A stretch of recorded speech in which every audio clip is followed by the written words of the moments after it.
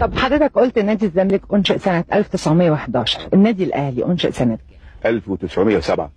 اللي ألفوا طلبة المدارس العليا كانوا ضد الاستعمار الإنجليزي، فكونوا جمعية اسمها جمعية النادي الأهلي على أساس إنهم يضربوا الإنجليز ضد الاستعمار.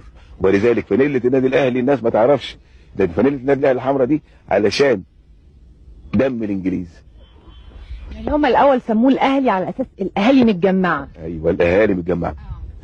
وبعدين اتضح إنهم بقى بيحاربوا الإنجليز ويضربوا الإنجليز ويقتلوا في الإنجليز، ولذلك دم الإنجليز هو دم لون الفانيلا الحمراء بتاع النادي الأهلي لحد دلوقتي. طب ما ليه نادي الزمالك اختار الفانيلا البيض؟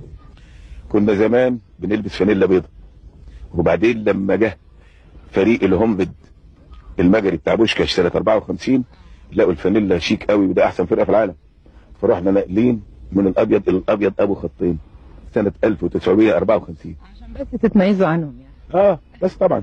وهي شهرة الزمالك جت ازاي؟ النادي الاهلي طبعا هو صاحب الشهرة الاولى. لما جينا احنا بقى كان في حاجه اسمها كاس السلطانيه، الكاس السلطانيه دي كان الانجليز بتلعب فيها والمصريين، بس ايه بقى فرق الانجليز هي اللي لازم تكسب لان الحكام انجليز واللعيبه انجليز، وكان يعني استعمار سخيف شويه. فجاه المختلط ده راح اول فرقه في مصر تروح غاربه الانجليز، فقامت الدنيا وقالوا النادي الزمالك طلع الانجليز.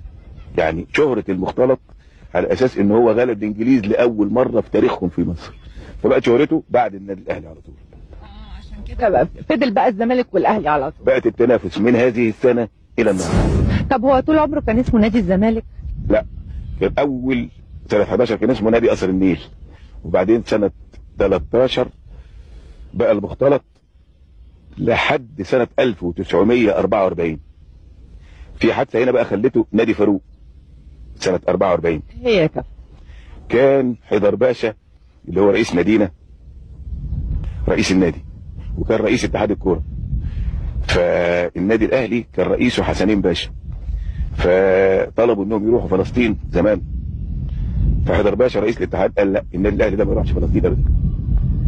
فالنادي الاهلي عمل تريك كده وغير اسمه الى نادي نجوم القاهره بواسطه مين؟ عبد البقال برضه اللي بقى سيادتك علي الكشاف ده. فراحوا رايحين فلسطين بدون اذن الاتحاد، فحيدر باشا رئيس نادي المختلط.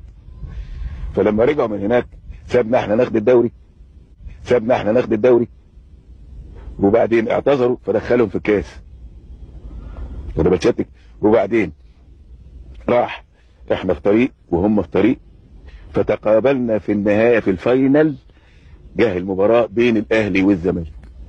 بصينا لقينا حيدر باشا راح جايبنا، مش حيدر باشا ده كان جبار يعني جبروت، فجايبنا قبل الماتش بيوم ولا انا عاوزكم بامر ضروري، راح جايبنا وقاعدين وبتاع، وراح جايب المصحف وقال كل لعيب لازم يلعب اللي عليه وبتاع، وانا عاوز الكاس المره دي مش عايزه تاني ابدا. ليه؟ قال الملك فاروق جاي الماتش عشان يتحقق ان هل حقيقي حيدر باشا بيظلم النادي الاهلي اللي بيغلب له فرقته ولا لا. فبصيت حيدر باشا ده كله مش سر، اي والله كده. فبصينا لقينا يوم الماتش رحنا لعبنا في ارض اتحاد القوات المسلحه في القبه، والملك فاروق حضر، وتشاء الظروف ان احنا نكسب النادي الاهلي 6-0 قدام الملك. ودي حادثه من الاحداث الكبيره اللي في تاريخ اكبر حادثه في تاريخ نادي الزمالك. فجه مرسوم ليلا بان يطلق على النادي المختلط اسم نادي فاروق الاول. ده معناه ان هو انبسط منكم، دي جايزه منه يعني. هو نادي الملك فاروق كان زملكاوي. كمان يعني. طب كان طبعا بما ان حيدر باشا كان هو رئيس نادي الزمالك، اكيد كان في اجانب في النادي. لا، ده حيدر باشا اصله جه رئاسه نادي الزمالك ازاي؟ كان بيعمل عمليه في مستشفى اسمها النمساوي، اللي هي المستشفى بتاعت النقل العام اللي هي ورا دار القضاء العالي، وكان بيعمل عمليه فبيتفرج على المختلط قدامه.